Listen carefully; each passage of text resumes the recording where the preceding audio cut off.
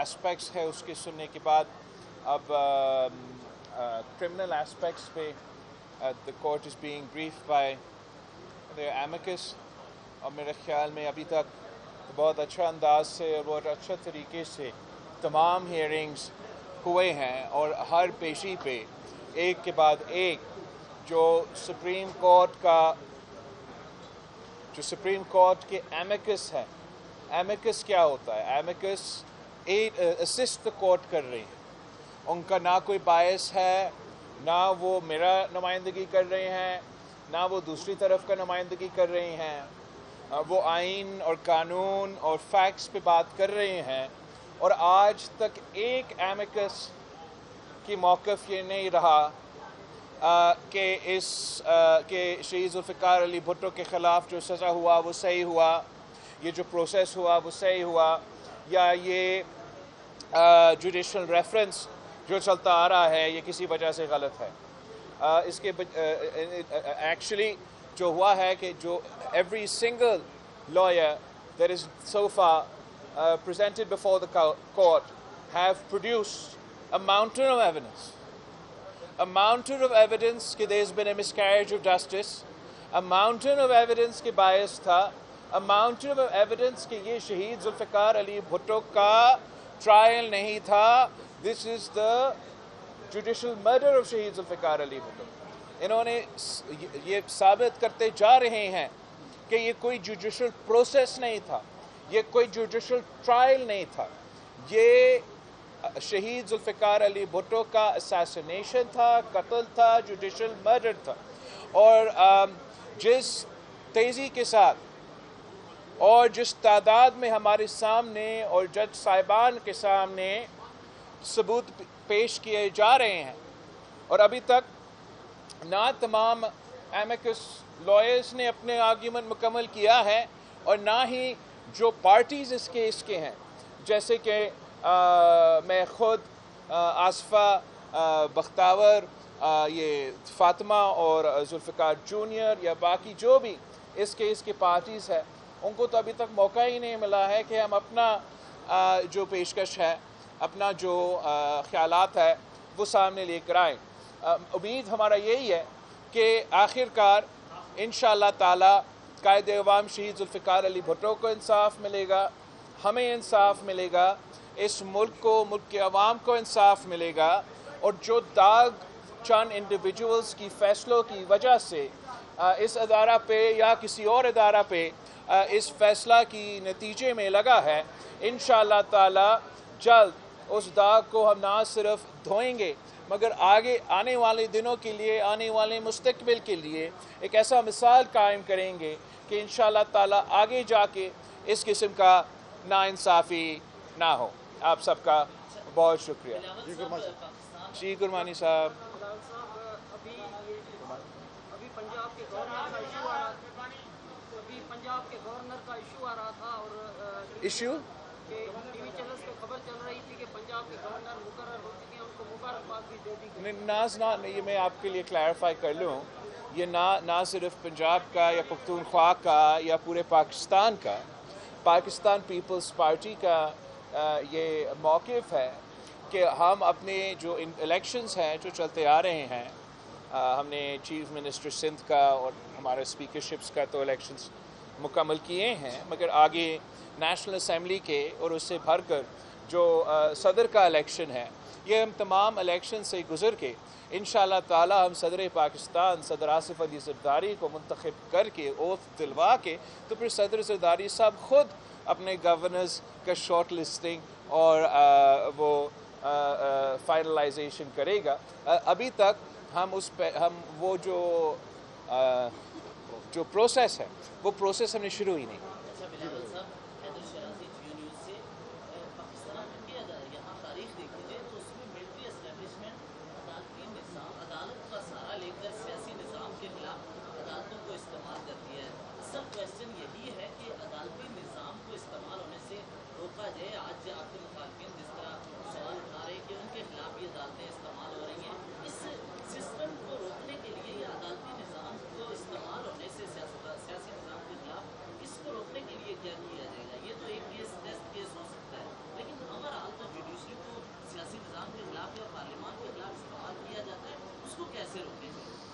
آپ کا سوال تو تاریخی لحاظ سے بڑی درست ہے. ہمارا تاریخ کچھ یہی دکھاتا ہے، اور سب سے زیادہ شکار کوئی اور نہیں تو پاکستان پیپلز پارٹی ہی ہوا ہے.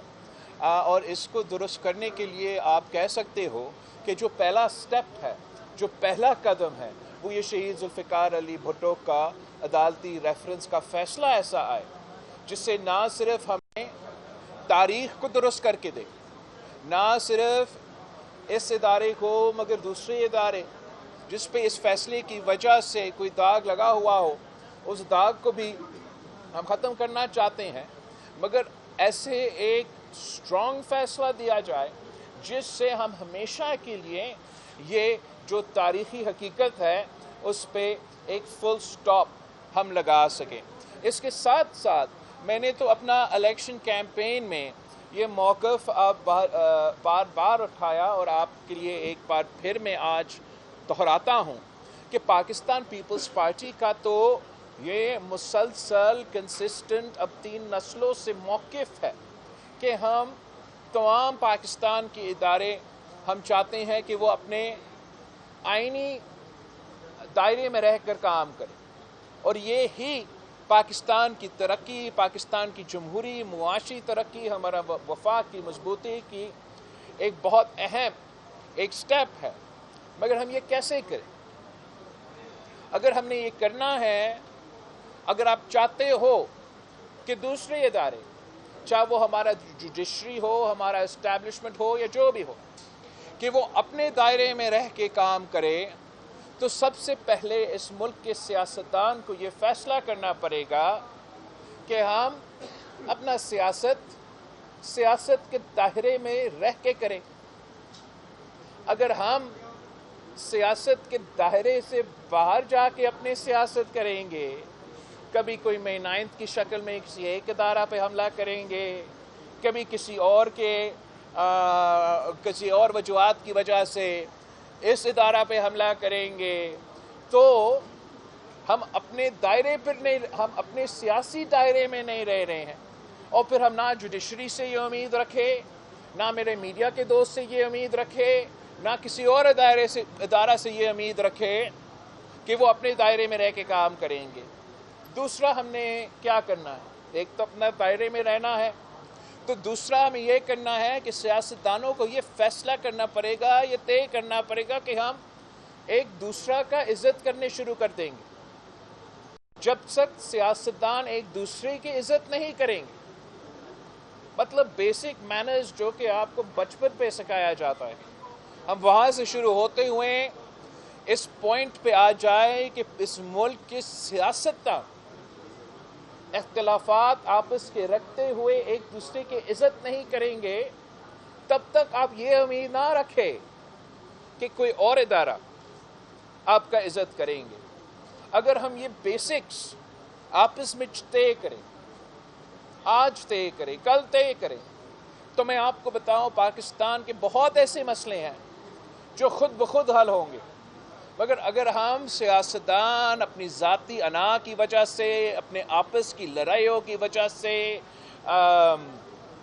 یہ بیسک کانسیپٹس پہ نہیں آئیں گے، تو میرے 3 نسلیں آگے بھی ایسے ہی جو تماشا چلتا آ رہا ہے ویسے ہی چلتا رہے گا. جی میں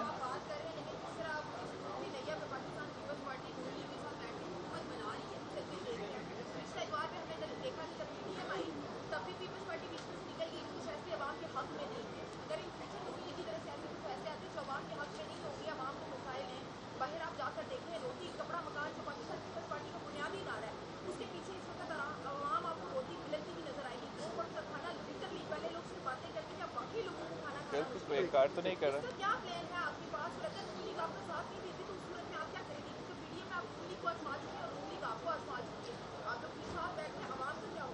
دیکھو پاکستان پیپلز پارٹی تو اگر صرف اپنے بارے میں سوچتے تو ہم پتہ نہیں کیا کیا کر دیتے. حالات کیا ہے؟ ایک تو میں حکومت بنانے کا پوزیشن میں نہیں ہوں، نہ میرا رسپانسبلٹی ہے، میرا نمبرز ایسے نہیں ہیں، تو تو میں یہ کہہ سکتا تھا کہ میں پورا پروسیس سے میں تو لا تعلقی کا اظہار کرتا ہے، میں اپنے ممبرز کو لے کے نیشنل اسمبلی میں ہم اوتھ کریں گے اور ادھر بیٹھیں گے.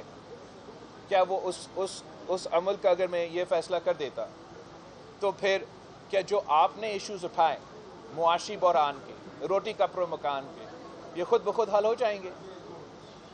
اگر میں کہتا کہ میں نے پہلے بھی مسلم لیگ کے ساتھ کام کیا ہے اور اب تو یہ فول می ونس فول می ٹوائس فول می تھرائس کا سلسلہ تو چلتا آ رہا ہے، تو اب بس نہیں، میں نہیں کرتا، تو اس سے پاکستان کے عوام کہ جو بنیادی مسئلہ ہے جس کا آپ نے ذکر کیا، روٹی کپڑا مکان کا، معاشی بحران کا، نہ وہ ایڈریس ہو جاتا، اور جس کیوس اور انسٹیبلٹی آپ کے سامنے نظر آ رہا تھا یہ فیصلہ کرنے سے پہلے کہ ہم ان کو ووٹ دیں گے، اس کی نتیجے میں نہ صرف ہمارا معیشت کو نقصان، ہمارا پولیٹیکل اسٹیبلٹی کو نقصان، ہمارا جمہوری نظام کو نقصان، مگر ہمارا وفاق کو نقصان ہوتا جا رہا.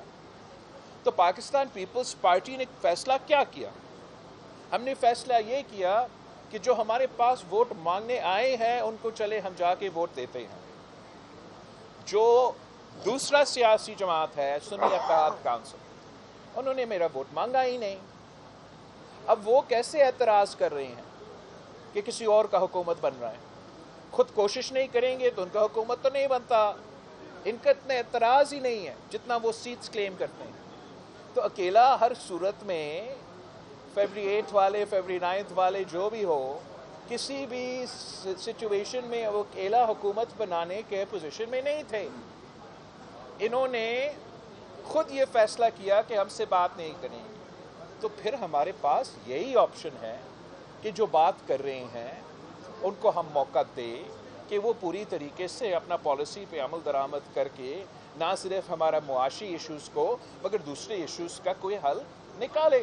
اور پاکستان پیپلز پارٹی پارلیمانی نظام کو استعمال کرتے ہوئے جو ہمارا انپٹ ہے وہ ہم دیتے رہیں گے. ویسے ہم سنی اتحاد کونسل کے بہت شکر گزار ہیں کہ انہوں نے تو مریم نواز صاحبہ کو بھی ان اپوز چیف منسٹر الیکٹ کروا دیے ہیں. انہوں نے چیف منسٹر مراد علی شاہ صاحب کو اب تاریخ میں پہلی بار تیسری دفعہ جو ہے وہ وزیر اعظم بن رہا ہے، اس کا بھی وزیر اعلیٰ بن رہا ہے، تو اس کا مخالفت ابھی نہیں کی. اور اس لیے کہ میرے ووٹ بھی نہیں مانگے، مجھے کنونس کرنے کی کوشش بھی نہیں کی کہ میں شہباز شریف کو ووٹ نہ ڈالوں. تو میں سمجھتا ہوں ہمیں تو سنی اتحاد کونسل اور پی ٹی آئی کا شکریہ کرنا چاہیے کہ شہباز شریف صاحب بھی تقریباً ان اپوزڈ ہی ان کا پھر یونانیمس وزیر اعظم بنتا جا رہا ہے. اس صورتحال میں تو آپ بھی خوش ہو جائے، میں بھی خوش ہو جائے، میں اور کیا کروں. اس کے بعد لیکن جو عارف علوی صاحب ہیں وہ جو پارلیمان کے نظام کو روکنے کی کوششیں کرتے رہے ہیں اور نیشنل اسمبلی کا اجلاس لانے کے لیے اسمبلی واپس کر دی اور کہہ رہے ہیں کہ جو آزاد امیدوار جیتے ہیں ان کی مخصوص نشستیں دے دی جائیں، تو یہ اقتدار میں آپ کیسا دیکھتے ہیں؟ میں تو بڑا لک فارورڈ کر رہا ہوں کہ علوی صاحب اب اگلے ہفتے کے بعد وہ ہمارے ڈانس سنبھال سکیں گے. جو پریزیڈنسی ہے اس کی بس کی بات نہیں. ویسے آپ کو معلوم ہے کہ صدر پاکستان کا امیونٹی ہوتا ہے. کافی ایسے کچھ کیسز ہے میرے خیال میں جو اب لیگل مسائل بنیں گے علوی صاحب کے.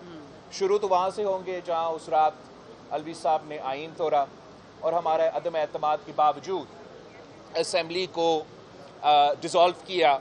اور اب جب کہ کانسٹیٹیوشن میں کلیئرلی لکھا ہوا ہے کہ ہر حال میں آپ نے یہ 29 فروری تک اسمبلی کو سمن کرنا ہے، اور عارف علوی صاحب آئین کو توڑتے ہوئے یہ اپنا فرض نہیں نبھا رہا ہے، تو امکان یہ ہے کہ نہ صرف وہ عدم اعتماد کے وقت آئین توڑنے والا مقدمہ ہوگا مگر ساتھ ساتھ یہ اسمبلی آئینی جو اس کا فرض ہے وہ اس پہ نہ عمل کرتے ہوئے اسمبلی کو نہیں بلایا تو وہ بھی ایک اور مقدمہ ہوگا.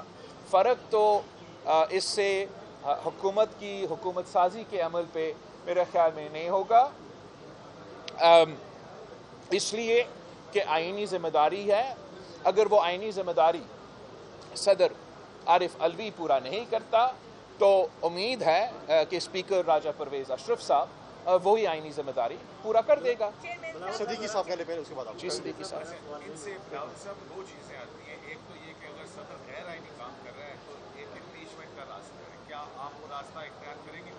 दूसरी बात, पीका ऑर्डिनेंस जिस तरह से मीडिया को गैग करने के लिए इस्तेमाल हो रहा है, as a peoples party parliament के अंदर आप इस कानून की तब्दीली के हवाले से क्या सजेशंस रखते हैं? जहाँ तक इम्पीचमेंट की सवाल है आपका, मेरे ख्याल में वो ज़रूरी नहीं होगा, इसलिए जैसे ही तमाम जो पूरा इलेक्टोरल कॉलेज है, नेशनल असम्बली, सूबाई असम्बली, वो सब इन प्लेस होंगे तो सदर आरिफ अलवी का तो टर्म ख़त्म हो चुका है और हमने अपने इलेक्शन का प्रोसेस इम्पीचमेंट के बजाय हम इलेक्शन के प्रोसेस के थ्रू इंशाल्लाह ताला अलवी साहब को रिप्लेस करेंगे। जहाँ तक पीका की आपकी ज़िक्र है, इस पे ज़रूर जहाँ तक फ्रीडम ऑफ द प्रेस की बात है या मॉडर्न टेक्नोलॉजी, अब ये डिजिटल मीडिया आ चुका है, तो इन तमाम इश्यूज़ को जब भी अगर कानून साजी का कोई अमल होता है तो उसमें पाकिस्तान पीपल्स पार्टी के साथ साथ जो भी नेशनल असम्बली में सियासी जमातें हैं वो अपने मौक़िफ़ देंगे। हमारा मौक़िफ़ ये है कि पाकिस्तान में जितना भी ज़्यादा हम जमहूरियत लेकर आएंगे, जितना ही ज़्यादा हमारा फ्रीडम ऑफ द प्रेस होगा, फ्रीडम ऑफ द जुडिशरी होगा, जितना ज़्यादा फ्रीडम्स होंगे उतना हम बेहतरी लेकर आ सकेंगे। रिकंसिलिएशन का प्रोसेस क्या बिलावल भुट्टो जरदारी अडियाला जेल से मुलाकातों से शुरू कर सकते हैं? आई थिंक रिकंसिलिएशन का प्रोसेस बहुत ज़रूरी है मगर इतना आसान नहीं है, बिकॉज एक रिकंसिलिएशन का प्रोसेस जो चार्टर ऑफ डेमोक्रेसी का वक्त हुआ था तो तब दोनों तरफ ने अपनी गलतियां तो तस्लीम कर लिए, राइट, कि चाहे वो शहीद मोहतरमा बेनज़ीर भुट्टो और पाकिस्तान पीपल्स पार्टी का अपना और ज़्यादातर जो हमारा मुस्लिम लीग के साथ उन्होंने भी अपना जो गलतियां है, हमने वो तमाम गलतियां को तस्लीम करके अपनी गलतियां से सीख के एक आगे का राह अमल तय किया। पीटीआई का मसला ये है कि वो अपना कोई गलती ना तस्लीम करते हैं, ना इनका मौक़िफ़ ये है कि अगर उनको कल मौका मिला वो कोई और अंदाज में अपने आप को चलाएंगे।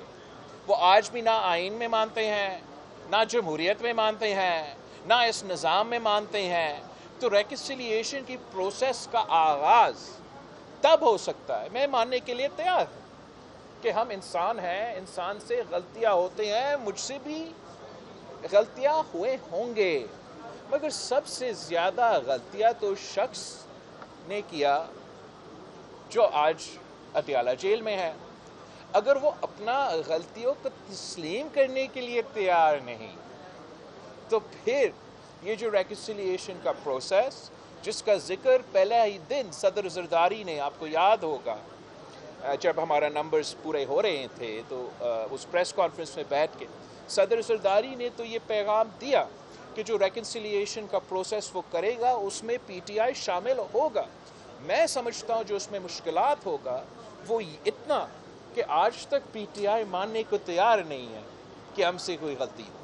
सोनिया, अभी आपने जिक्र किया कि तीसरी मर्तबा आपको वज़ीर आला सिंध बनाया जा रहा है, जबकि आपको पता है कि 2 साल पहले भी वो 2 मर्तबा वो पहले भी वज़ीर आला बन चुके हैं, लेकिन देखा जाए तो उन्होंने उस तरीके से काम नहीं किया। तो कौन कह रहा है? बाकी ऑप्शन भी है। अभी कच्चे के डाकू देखे तो वो बड़ा मसला चल रहा है वहाँ पर। कच्चा का डाकू भी एक तो डिलीवर किया इसलिए मैं बना रहा हूँ। तीसरा, आप कहाँ से हो? कहाँ से हो? नहीं, पाकिस्तान में। कौन से शहर से? चकवाल से। तो चाहे चकवाल का माशाल्लाह जो अवाम है वो सिंध में जो चीफ मिनिस्टर मुराद अली शाह साहब ने कामयाबियाँ हासिल की है शायद आपके इल्म में ना हो, मगर सिंध के अवाम ने वही कारकर्दगी देख के हमें ये तारीख़ी मैंडेट दिया है। जहाँ तक मुराद अली शाह साहब या मेरा सिंध हुकूमत का परफॉर्मेंस है वो तो हमारा इकोनॉमिस्ट, हमारा एकेडमिक हफीज़ पासा साहब ने जो ह्यूमन सिक्योरिटी इंडेक्स पाकिस्तान का 2023 का किताब लिखा है उसमें उन्होंने बाकायदा तमाम सूबे के कंपैरिजन किया है और जहाँ तक गुड गवर्नेंस है, जहाँ तक फ्रीडम ऑफ वांट है, जहाँ तक फ्रीडम ऑफ फेयर है, वहाँ तो Pakistan peoples parties lead Sindh हुकूमत ने तमाम सूबों इंक्लूडिंग पंजाब को बीट किया है परफॉर्मेंस में। तो सबसे पहले ज़रूरी ये है कि हम तबसरा जब करते हैं और कहते हैं कि परफॉर्मेंस नहीं है, तो कैसे चकवाल में मैं मानता हूँ मुराद अली शाह साहब ने 1% का काम नहीं किया, लेकिन जहाँ तक सूबा सिंध है परफॉर्मेंस बाकी सूबों के मुकाबले में ना सिर्फ बेहतरीन था, मगर जो अब आने वाले मेरे मसले हैं इनका हल करने के लिए, ख़ास तौर पे जो सैलाब मुतासरीन के लिए हमने घर बना के मुकम्मल करके देना है। हमारा 50% तो सिंध के तालीमी इदारे हैं, वो एक सैलाब में 50% हमारे इदारे को नुकसान उठाए हैं। उन तालीमी इदारों को हमने खड़ा करना है। जिस तरीके से हमने वो मुफ्त इलाज के हॉस्पिटल्स खैरपुर से लेके कराची तक कायम किए जो कि चकवाल में नहीं है, वो मैंने अब हर डिस्ट्रिक्ट में लेकर आना है। तो ये तमाम काम पूरा करने के लिए मुझे मुराद अली शाह साहब की ज़रूरत था, तो इसलिए मैंने ना सिर्फ नामज़द किया मगर वज़ीर आला बनाया और अब मैं जा रहा उनका ओथ में।